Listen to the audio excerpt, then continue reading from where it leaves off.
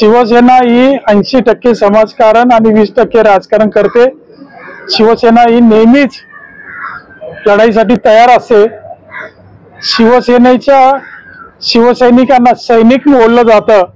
वंदनीय शिवसेना प्रमुखांनी ज्या शिवसैनिकांना तयार केलेलं आहे तो शिवसैनिक नेहमीच लढायला तयार असतो। त्यामुळे ही निवडणूक कधीही लागली तर आम्ही त्याची वाट पाहत होतो आणि आम्ही लढायला तयार आहोत। अंबरनाथकर नक्कीच शिवसैनिकांना आशीर्वाद दिल्याशिवाय राहणार नाही।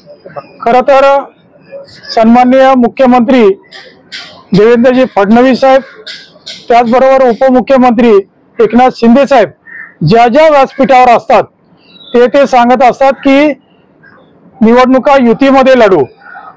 असं असताना काही पक्ष आणि काही पक्षाच्या कार्यकर्त्यांनी जी अंबरनाथमध्ये घाई केलेली आहे उमेदवार घोषित करण्याची ते केविलवाना प्रयत्न आहे असं अंबरनाथकर बोलतायत।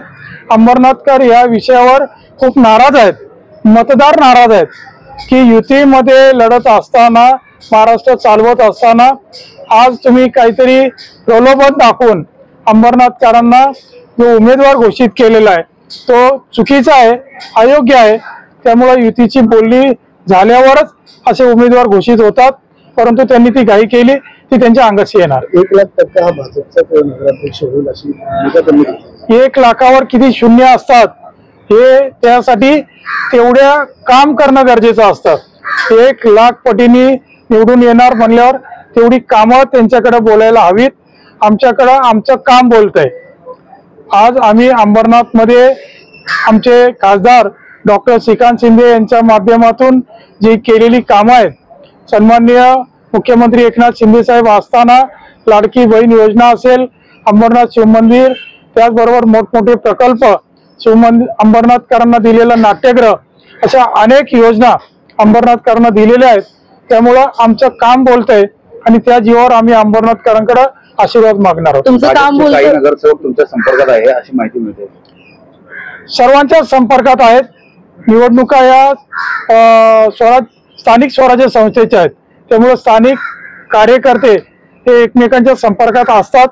परंतु मला खात्री आहे की अंबरनाथमध्ये 59 पैकी 40 ते 45 नगरसेवक हे शिवसेनेचे निवडून येतील आणि नगराध्यक्ष देखील शिवसेनेचाच होईल।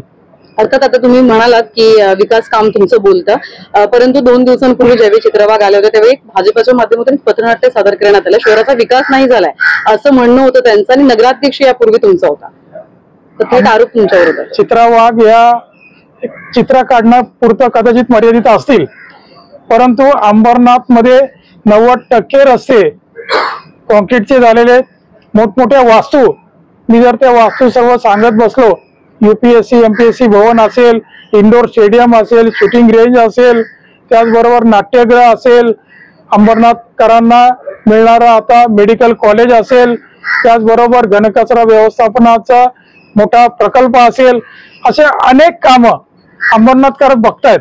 अंबरनाथकर कुठेही रेगोट्या ओढत बसत नाहीत की विकास झाला नाही। अंबरनाथकर सुज्ञ आहेत, त्यांना समजतंय की समाजाचं काम कोण करतंय आणि वल्गना कोण करतंय। त्यामुळे अंबरनाथकरांवर आमचा पूर्ण विश्वास आहे। आणि युतीचे काही चित्रे आहेत, युतीच्या संदर्भात जर समोरून कोणी आलं तर आम्ही त्यांच्याशी चर्चा करू। आमचे मुख्य नेते एकनाथ शिंदे साहेब, खासदार डॉक्टर श्रीकांत शिंदे साहेब, आमचे आमदार बालाजी किनीकर हे सर्वजण या विषयावर चर्चा करतील। जो आदेश येईल त्या आदेशाप्रमाणे आम्ही काम करू। पाण्याचा प्रश्न मार्गी नाही लागलाय करून सांगत होते। अंबरनाथमध्ये 285 कोटी रुपयाची पाण्याची योजना नाळंबी गाव येथे उल्हास नदीवर चालू झालेली आहे ऑलरेडी, आणि येत्या 6 महिन्यामध्ये किंवा वर्षभर लागेल कदाचित, परंतु अंबरनाथकरांचा पाण्याचा प्रश्न सोडवण्यासाठी प्रयत्न करत आहोत। बदलापूरमध्ये बघायला गेलं भाजपवाले शिवसेनेच्या म्हणजे प्रस्ताव वारंवार करतायत की युती करा युती करा, तुम्हाला असा काही प्रस्ताव आलाय का? तुमच्या माध्यमातून त्यांना काही गेलाय का? नाही, आमची राष्ट्रवादी बरोबर युती होते अंबरनाथमध्ये, परंतु भाजप बरोबर तर त्यांना युती करायची असेल तर त्यांनी आमचे वरिष्ठ जे आहेत त्यांच्याशी बोललं पाहिजे। ब्युरो रिपोर्ट, कालांतर न्यूज, अंबरनाथ।